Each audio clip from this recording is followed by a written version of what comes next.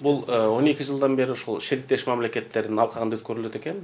Россия, Белоруссия, Молдова, Азербайжан, Армения, Орта Азиянын бүт республикалары катышат экен. Ошол Содружество деген номинацияда 3 сыйлык, бирөө Белоруссия, бирөө Россия, бирөө Кыргызстан ошо бизге берилди.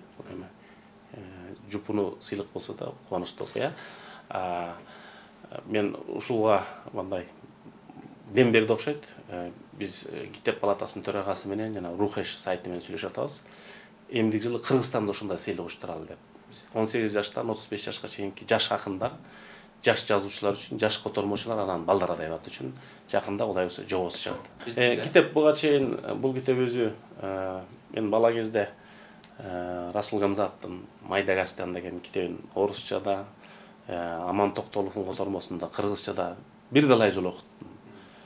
Эме ал ушукта китеп тартчу эле да.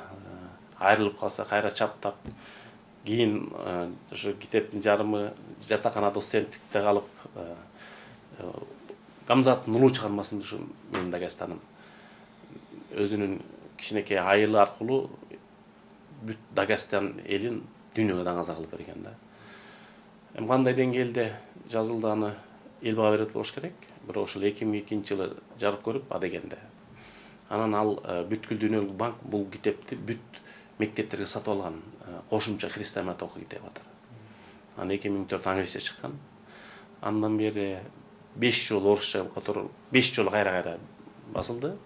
Орусча 4 жолу англисче басылды. Кытайда жарык көрдү, немисче жарык көрдү. Быйыл Турцияда которулуп өтүп жарык көргөн атат. Азербайжанча которулду. Анан кийин арабча которулуп атат. Мындай китептин сапары мындай жигердүүлүү баратат деп ойлойм да.